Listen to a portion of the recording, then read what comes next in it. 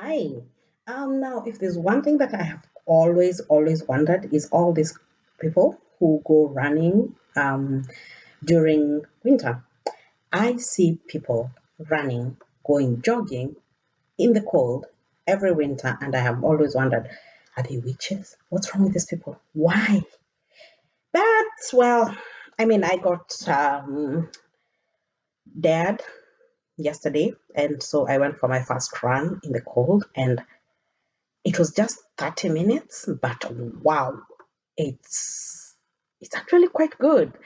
I actually felt less tired, and well, starting was hard because I felt like everything was frozen, and then 5 minutes into it, I was so happy.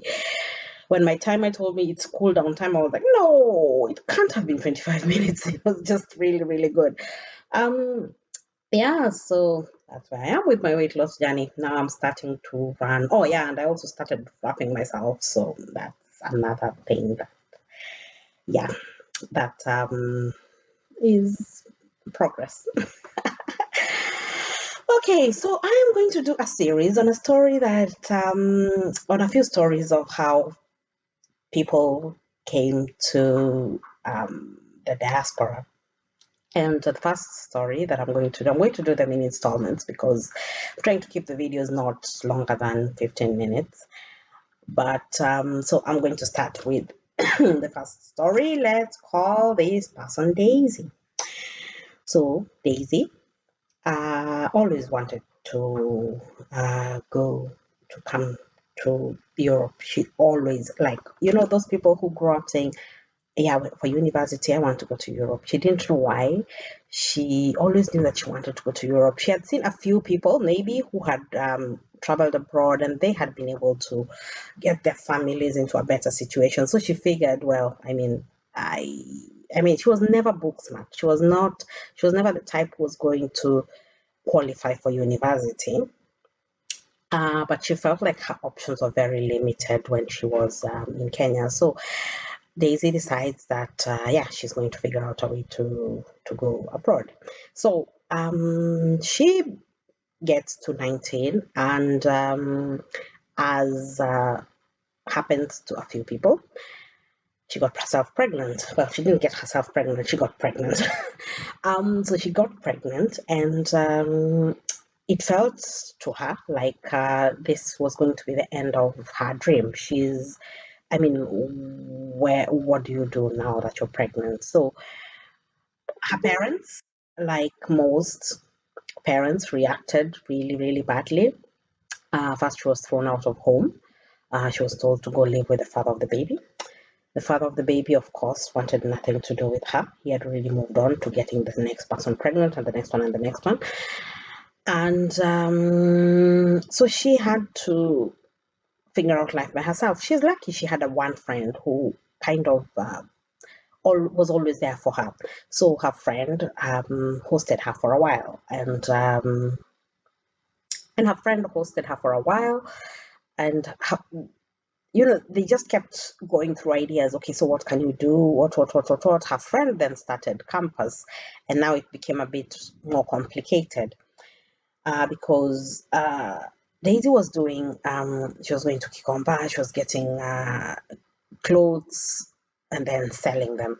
At some point, she started concentrating on selling to her friends. But then, of course, her friend also starts getting new friends at the campus, and somehow uh, Daisy just starts feeling left out. She can't relate to what they're talking about. Her friend has started dating, so this tiny apartment where you're living with a baby and her, it's just getting a bit squishy. So she goes and talks to one of her aunties who is normally a rebel. And she went and talked to that auntie, and the auntie was like, okay, why don't you go to Saudi Arabia? People are going to, you can leave me with your child, you can go to Saudi, you can make your money, and then you come back and, you know, you will have started something. Now, this aunt had actually done this, so she wasn't talking not knowing what she's doing, what she's talking about. So she went to Saudi and she worked very hard, because first she had to pay back her aunt for the money that her aunt had invested in paying the agents. Then, of course, there are the agents' fees, and then she was lucky that she got a good family and she was able to stay there for 2 years. Then she came back to Kenya. And when she came back to Kenya, she sat down and figured out that, you know what, I always wanted to go to Europe and I'm going to figure out how to go there. So she goes back to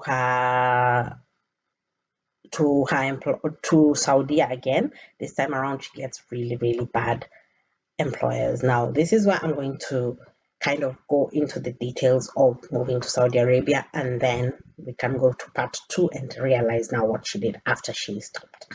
Now, when people go to Saudi Arabia, we hear stories of women who have come back and they come back in coffins, and it's kind of all we hear. Now, somebody once told me that when you're watching a nice thing on TV, you watch it and you enjoy it and you stop, finish, that's it. Unless somebody brings it up, you're not talking about it. However, when you watch something and it's disappointing, you are the first one to complain about it. You will tell everybody, oh, please do not watch that movie. It's horrible. You will talk about it. So we are hearing a lot of horrible things, and it's not just in Kenya. Every single country has the same issues, telling people, stop going to Saudi Arabia because you're treated badly, you will die there, bad things will happen to you. However, there are a few people, who have actually gone there and had good things happen to them. I had a relative who went and she had a horrible experience. She did. She went, and she was not abused like most of the other people, but her employers were just so mean to her. And when she decided she wanted to leave, she had to be kept in a detention center for a long time. And it was a complicated situation. And I think it is something that I wouldn't advise to anybody unless they really feel like this is the only option they have. But you know what I realized also? I realized that quite a number of people, this is the only option they have. It's well and good for the government to say stop going to Saudi Arabia, but nobody's providing jobs for these people.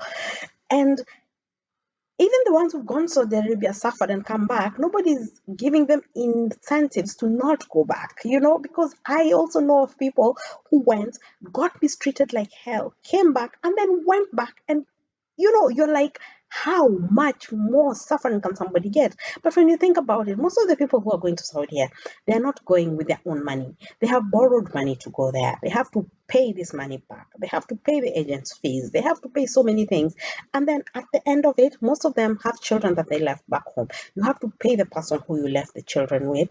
And on top of that, you have to at least come back with something. You can't just come back with your hands, So, and we've all had stories of the ones who it was a wife who went to Saudi and the husband was left behind, and she sent all the money, and the money was used to marry a second wife because, the husband said, what do you expect me to do? Use Vaseline every day?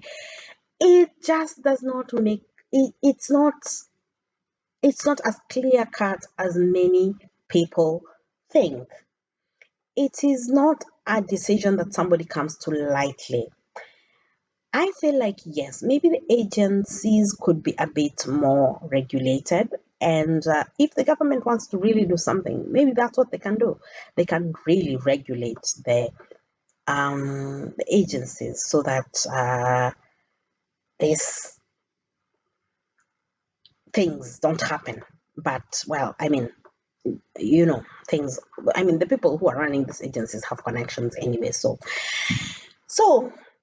the second time she went to Saudi was she got really treated badly. She got a bad family, and at least this time she didn't have any money to pay back, because this time she kind of just went through an agency that was cheaper. When she was in Saudi, she had made some friends, and so she kind of learned how to do it. While she was there, she managed to get us another family, and she worked for that other family.